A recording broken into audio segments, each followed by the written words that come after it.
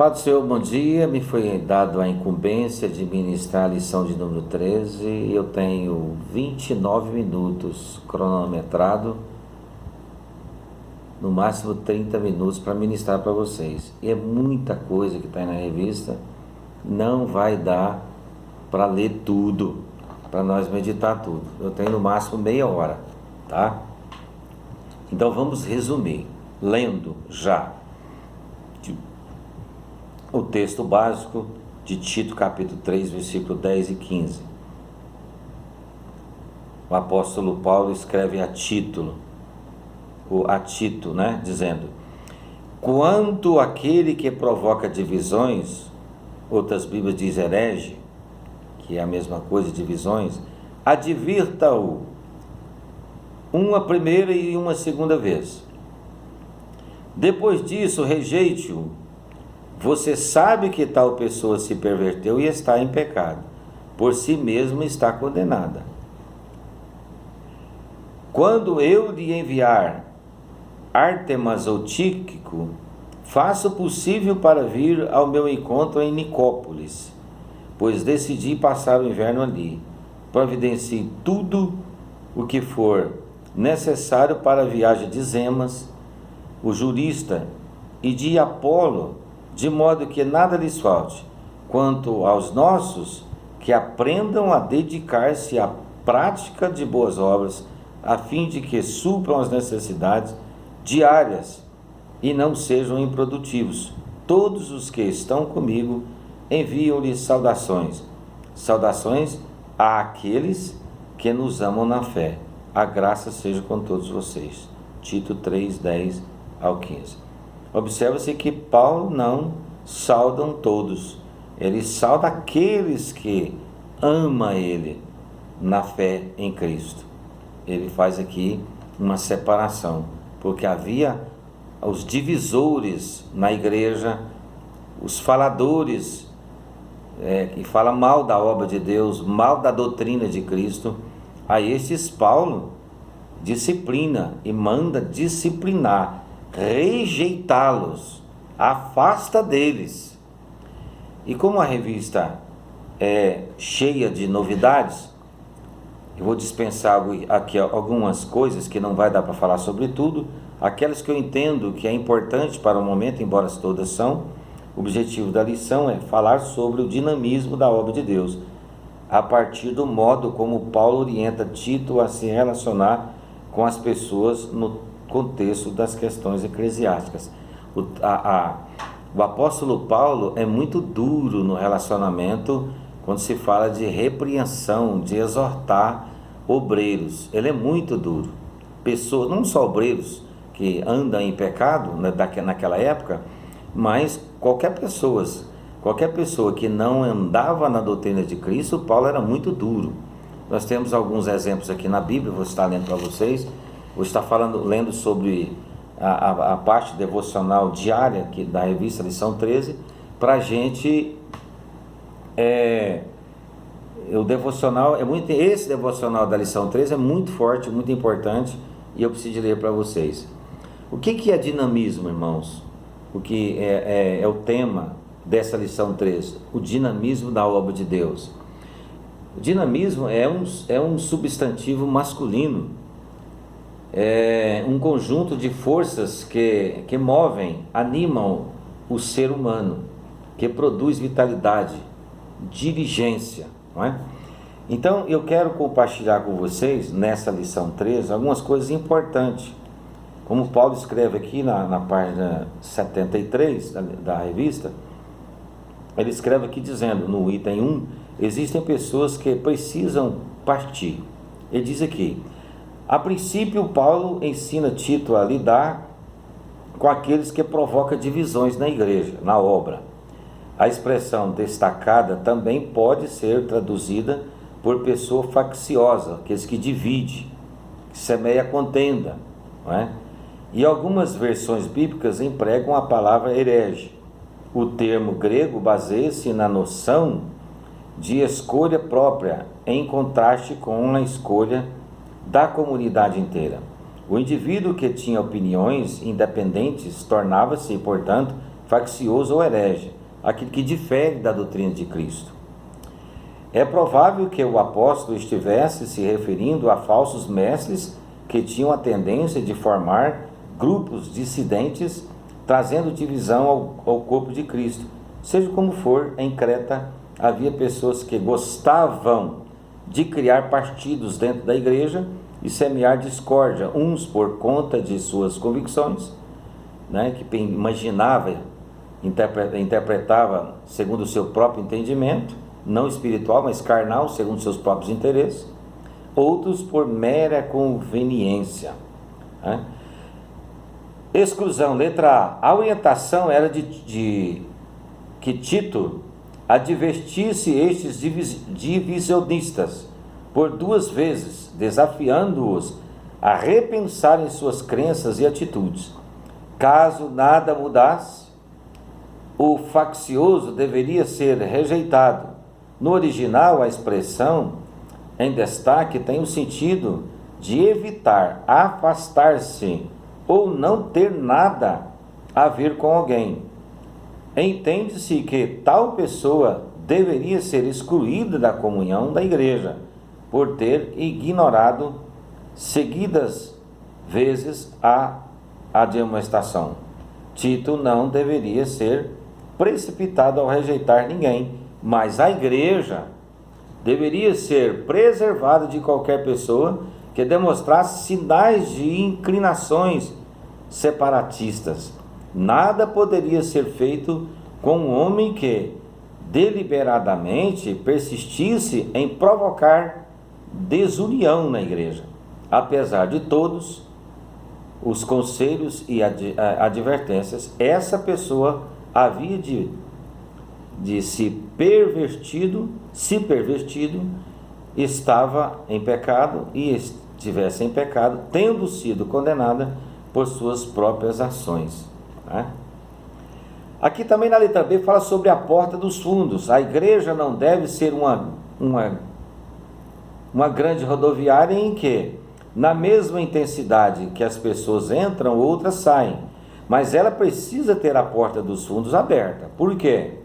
Deve ser receptiva aos perdidos, mas não excessivamente tolerante com aqueles que persistem no erro, no pecado, né? mas não expressamente tolerante com aqueles que persistem no pecado, mesmo após conhecer a verdade. Porquanto a Bíblia, a mesma Bíblia que ensina que Deus é amor, e o maior mandamento é amar, também adverte que um cristão não deve associar-se com qualquer que, dizendo-se irmão, for imoral, avarento, idólatra, caluniador, alcoólatra ou ladrão. Com tais pessoas ele nem deve comer, diz a Bíblia. Aí vem as referências, 1 João 4,8, Mateus 22,36, 1 Coríntios 5,11. Toda igreja precisa aprender a perder. Ela sempre ganha muito. Quando perde, quem só sabe dividir, não está perdendo, não está ganhando, né, irmãos? Pessoas assim só param de subtrair quando se vão. É complicado isso aqui, porque não existe igreja que não perde. Eu fico pensando, será que a gente perdeu? Será que a gente perde? Quando a gente está perdendo pessoas, será que essas pessoas são boas mesmo? É só uma pergunta. Ou é a gente que não é boa? Tem alguma coisa errada, né? É preciso. Por isso que Paulo, ele é muito forte, a sua personalidade, o seu caráter, a sua forma e maneira de doutrinar, de ensinar, ela dói. Ela dói. O caboclo que levanta contra a Bíblia, ele não tem, entre aspas, ele não tem misericórdia de quem levanta contra a Bíblia, não. Ele não mede dor, não. Que isso, pastor? Calma, eu vou ler. Eu vou até ler agora, senão você vai pensar que eu falei besteira. Eu li Atos capítulo 13, Saulo, que é o Paulo, pregam em Chipre, Elimas, o encantador, o que ele fala para ele? Ele levanta. Paulo está pregando para o governador e o governador quer ouvir a palavra de Deus. Está no versículo 7. Estou em Atos capítulo 3, versículo 7. Mas, no versículo 8, o governador, um tal de Elimas, o encantador, porque assim se interpretava o seu nome, procurando apartar da fé o governador, todavia Saulo, que também se chama Paulo, cheio do Espírito Santo, e fixando os olhos nele, diz: ó filho do diabo, cheio de todo engano e de toda malícia, inimigo de toda a justiça, não cessarás de perturbar os retos caminhos do Senhor? Eis aí, pois agora, contra ti a mão do Senhor, e ficarás cego, sem ver o sol por algum tempo. No mesmo instante a escuridão e as trevas caíram sobre ele, e andando à roda buscava alguém que o guiasse pela mão. Então o governador, vendo o que havia acontecido, creu maravilhosamente na doutrina do Senhor. Não, do Paulo não, do Senhor. Então a personalidade, eu costumo dizer que Deus dá autoridade e poder do Espírito Santo para o ser humano, cada um com a sua personalidade. Deus usa cada um com a sua personalidade. Nós temos aqui, na história da Igreja Brasil para Cristo, não passou um igual a ele ainda, pode ser que passe, e eu falo isso com alegria, não com orgulho, o Manuel de Melo. Um senhor de idade lá em São Paulo me contou que ele me contou, o rapaz viu, que agora já é um senhor, que ele quebrou a muleta do rapaz e disse: em nome de Jesus Cristo, levanta. E o rapaz levantou, disse: agora anda, em nome de Jesus. E o rapaz andou. Não é que a personalidade do Manuel de Melo era essa. Era essa. Numa reunião, numa grande reunião espiritual, não sei quantas mil pessoas tinha, um advogado, que já não está aqui conosco mais, já morreu, está no Senhor, questionou que o estatuto estava errado e que tinha que ir tal. O Manuel de Melo perguntou: quem é você? Se eu sou advogado lá do estado fulano de tal e tal, sou lá do estado, né? Não vou dizer. E aí, o que você está fazendo aqui? Eu vim para não sei o que e tal. Eu falei: não, se você veio para ajudar, você não está ajudando, você está atrapalhando. Eu vou te dar 1 hora para você arrumar o que você disse que está errado, que você é advogado. 1 hora, você tem prazo de 1 hora, no meio da multidão. Você não deveria ter levantado sua mão, porque eu perguntei e você não respondeu. Agora você tem 1 hora para consertar o estatuto. Quem estava lá ficou admirado do poder e autoridade que ele falou. Falei: não, o certo é certo. Ele não falou para o advogado: não, por favor, o senhor é doutor, o senhor é estudado, então nos ajude. Não, ele pegou o cara e deu-lhe uma ensaboada. Autoridade usada por Deus, porque ele estava certo, dentro da sua personalidade. Aí vocês precisam de entender isso. Teve uma criança em Mozarlândia que falou para a mãe dele: mamãe, o pastor, ele não sabia conversar, o menino, pequenininho, o pastor tá brabo, Não, meu filho, ele não tá brabo. Esse é o jeito que Deus usa ele. Então cada pessoa tem uma personalidade que a gente pensa, igual o Bolsonaro. Eu posso falar mal dele, quem quiser falar, mas eu admiro a personalidade e o caráter dele. Ele é aquilo ali, irmãos. Você nunca vai ver o Bolsonaro abraçar alguém e dar um beijo, não vai. A personalidade dele é aquilo ali. E eu não vi ele beijar ninguém, nem a esposa dele perto de ninguém. É o jeito dele, é a personalidade dele, e também é militar. Tem jeito, é o jeito dele. Quem quiser andar com ele vai ter que andar daquele jeito com ele. Tá certo?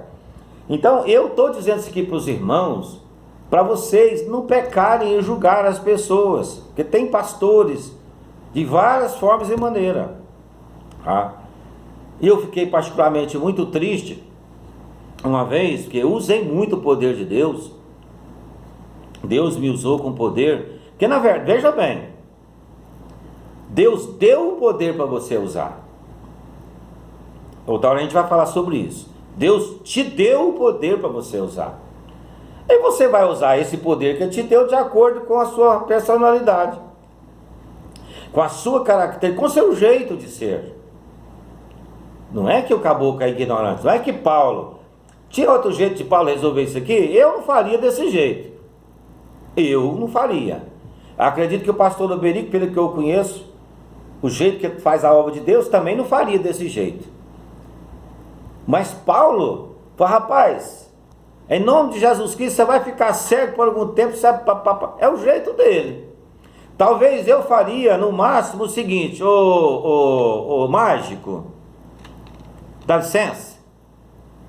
Você vai me dar licença? Deixa eu falar com o governador, porque ele quer conversar comigo e eu quero conversar com ele. Você não quer ouvir a palavra de Deus? Nada, não, você não quer. Dá licença, rapaz. Dá licença, por favor, sai. Você não quer dar licença, então sai. O governador, você não percebeu que o governador quer me ouvir e você está atrapalhando, não? É o jeito do pastor Jesus. É o jeito dele. Se fosse outro, com personalidade diferente, quem que a gente coloca aqui agora? Ô meu pai na fé, pastor Bico, me permite usar o nome do senhor aqui, que eu sei que o senhor vai ouvir essa mensagem. O pastor Bico, ele ia usar, Deus ia usar ele, a autoridade que Deus deu para ele. Ele ia falar assim: como é que é seu nome mesmo? Elimás, o encantador, o mágico. Dá licença, por favor, para me conversar com o governador. Não, em nome de Jesus, dá licença, por favor. Personalidade. Eu sempre tenho, eu penso, eu defino personalidade assim, ó, é um conjunto de ação que cada pessoa tem, ela é particular. Senhora Sonilda, você concorda comigo? Você vai estar ouvindo essa mensagem? Ela é particular. O jeito da Sonilda, ninguém consegue imitar, é aquilo ali, meu irmão. É o jeito dela ministrar, dela falar, entende? Não tem como.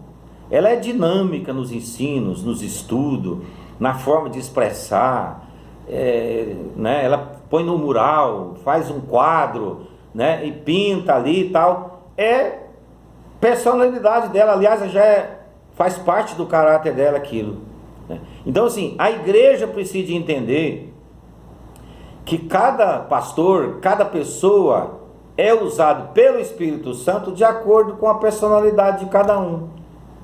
Entende? Cada um, a personalidade do Bolsonaro, do nosso presidente, é aquela ali, meu irmão. A do Silas Malafaia é daquele jeito, não adianta. Se ele for tentar falar diferente, o povo vai falar: é irmão do Silas Malafaia? Ou é o outro? É o jeito dele, e gosto do jeito dele, que Deus usa daquele jeito, a personalidade dele, eu gosto daquele jeitão dele ali, daquele ponto que acabou, né? Você já olha para outras pessoas, a forma de ser. Então Deus usa as pessoas de acordo com a sua personalidade. Então, como a revista é grande e eu tenho uma parte do devocional para ler para vocês, não é? E tudo que eu estou falando está dentro do texto e contexto, porque Paulo mandou Tito repreender, rejeitar pessoas, não só obreiros, mas quem estava ali na igreja com aquelas atitudes que estavam em prática do pecado, ensinando doutrinas erradas, heresias. Paulo diz: não se associe com esses camaradas, não é? Não se associe com esses camaradas, não se ajunta com eles, rejeita eles, exclui eles. É o jeito do Paulo. Agora, olha aqui para mim, personalidade de Cristo. E Paulo imitava Cristo. Você concorda comigo? Seja meus imitadores como eu sou de Cristo. Mas na doutrina, na personalidade, Paulo era diferente de Jesus. Que isso, pastor Jesus? Eu vou provar para você. Como é que Jesus relacionou com como é que chama o nome do homem lá? Judas Iscariote. Chamou ele de amigo, não chamou? Na hora da traição lá, traiu ele com um beijo, chamou ele de amigo. Jesus suportou Judas Iscariote, deixou que ele morresse, que ele suicidasse, que ele se matasse. Mas não que Jesus não foi amoroso com ele, ou que Jesus permitiu, Foi moroso com o pecado? Não. A característica, a personalidade de Jesus foi aquela. Para cada caso há uma situação diferente uma da outra. Jesus comportou daquela forma com Judas Iscariote. Eu duvido que se fosse Paulo, é meu pensamento teológico. Eu estudo personalidades bíblicas, como é que fala? Bibliologia, a bibliografia, cada um tem uma maneira de ser, de agir, de falar, de ministrar, de tomar decisões. Eu duvido que se fosse Paulo diante de Judas Iscariote, não tinha chutado o balde com o Judas Iscariote. De acordo com a personalidade de Paulo, ele tinha escolhido o Judas Iscariote e botado no lugar dele. Ele não ia esperar, ele não ia dar tempo para o Judas Iscariote morrer, se matar.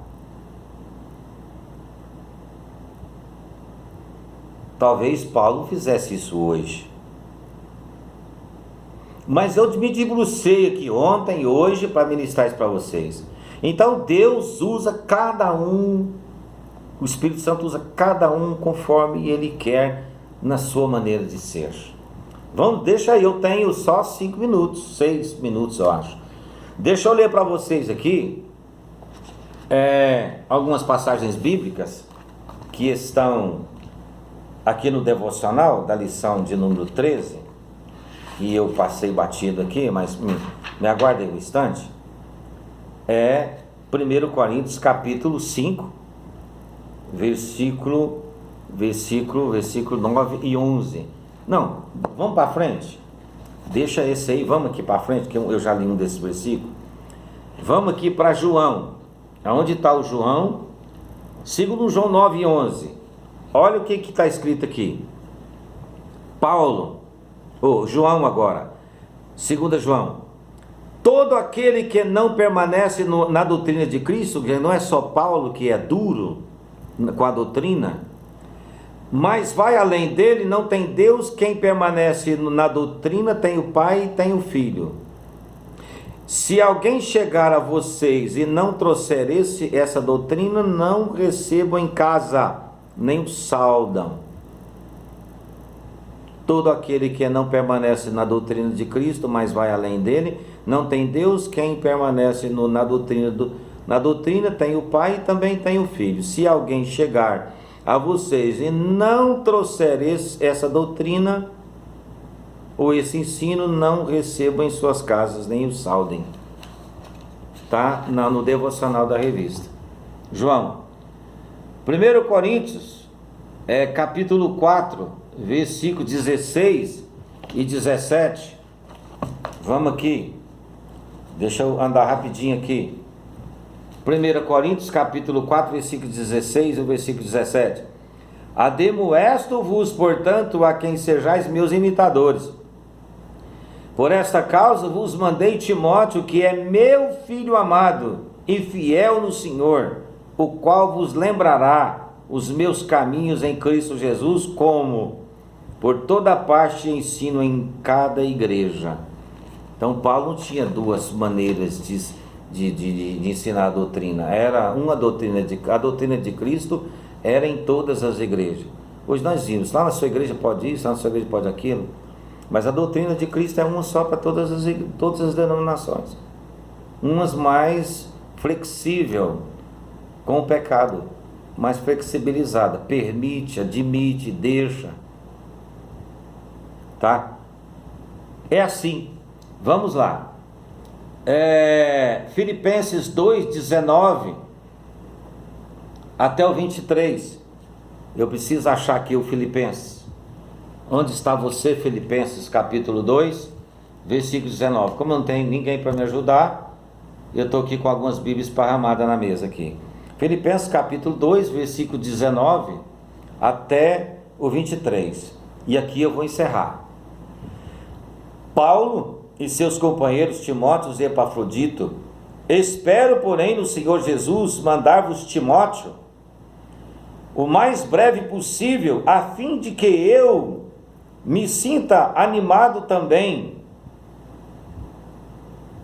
tendo conhecimento da vossa situação. Versículo 20, porque a ninguém tenho de igual sentimento que sinceramente cuide dos vossos interesses.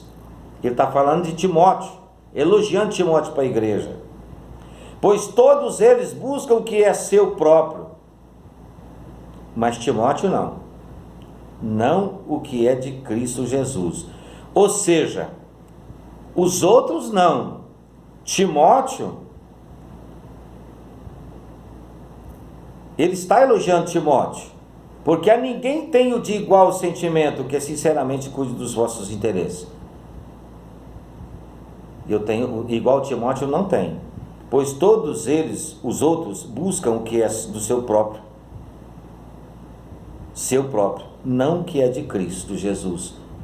Timóteo busca o que é os interesses de que é de Cristo Jesus.